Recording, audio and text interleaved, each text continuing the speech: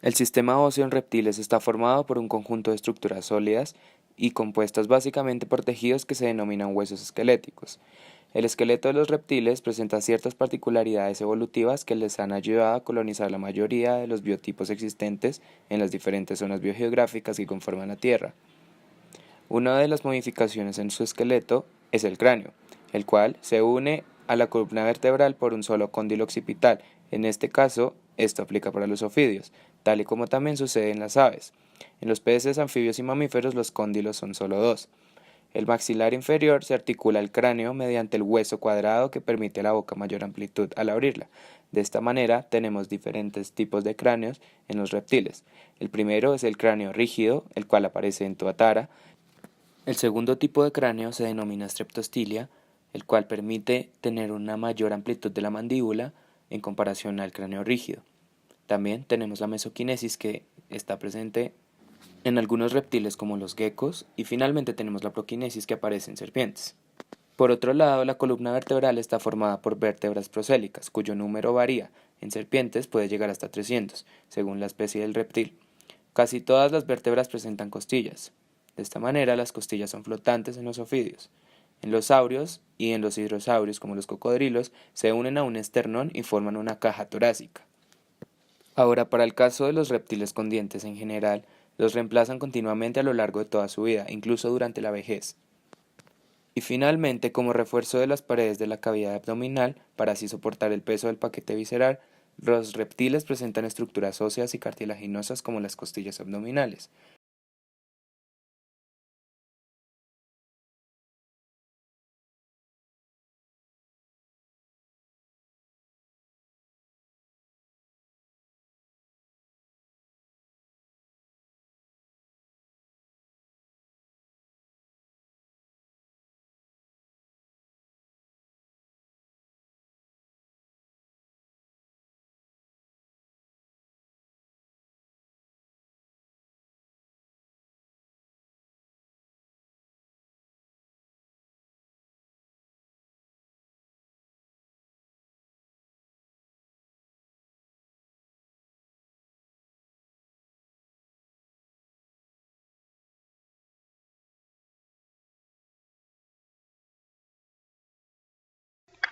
Los tiburones, rayas y quimeras son peces con un esqueleto cartilaginoso, lo que los ubica dentro de la clase Chondrichthyes. Esta característica los diferencia de los otros peces que tienen un esqueleto óseo. A diferencia de los peces óseos, los tiburones no tienen costillas y los músculos están fuertemente unidos a la piel.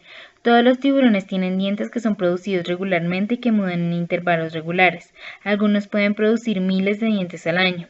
Hasta la piel de los tiburones tiene dientes. Una de las características más definidas de los tiburones son pequeñas escamas que lucen como dientes cubriendo su piel. Estos son llamados dentículos dérmicos. Las rayas tienen forma aplanada y en muchos casos circular. Las aletas pectorales se unen a la parte frontal del cuerpo, y los tiburones se reconocen por tener una forma del cuerpo alargado y cilíndrico.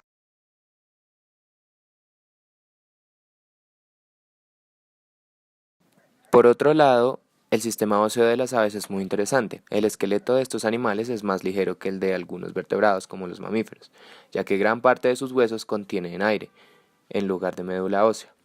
Las cavidades óseas neumatizadas están en comunicación con el sistema respiratorio y tienen como finalidad disminuir el peso corporal para favorecer el vuelo.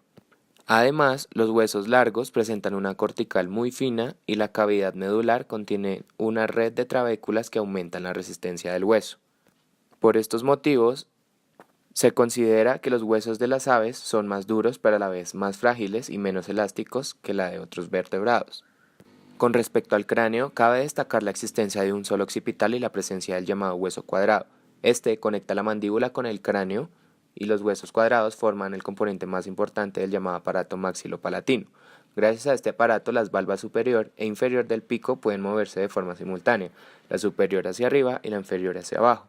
Esto cuando gira el hueso cuadrado, de tal manera que el pico puede abrirse ampliamente gracias a este movimiento.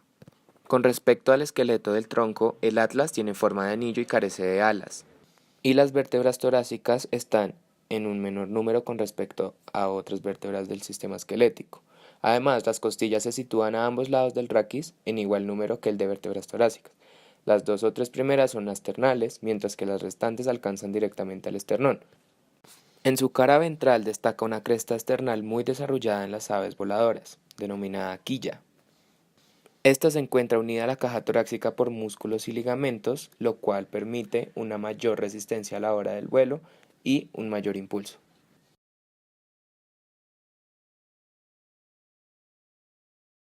La adaptación a la vida terrestre hizo que los anfibios desarrollaran extremidades con dedos, 4 de ellos en las anteriores y 5 en las posteriores. Además, este cambio impuso ciertas modificaciones de la columna vertebral, dentro de las cuales la más importante es el refuerzo de la pelvis. Dentro de los anfibios se encuentran los gimnofiones, los caudados y los anuros. Los gimnofiones son excavadores de aspecto vermiforme desprovistos de patas. Por otra parte, los caudados están provistos de miembros iguales y de una cola. Finalmente, los anuros están provistos de miembros desiguales y carecen de cola en el estado del adulto. El esqueleto de los anuros está formado por la cabeza, la columna vertebral, las extremidades y las cinturas. La cabeza está constituida por varios huesos articulados entre sí y no poseen movimiento. El único hueso móvil es el maxilar inferior, que se articula con el superior mediante los huesos cuadrados. La cabeza se articula con la vértebra cervical de la columna mediante 2 condilos. La columna vertebral está formada por 9 vértebras, las cervicales, las dorsales y las sacrales. A continuación del sacro, la columna se prolonga en una especie de espina llamada urostilo, considerado como vértebras íntimamente soldadas y modificadas.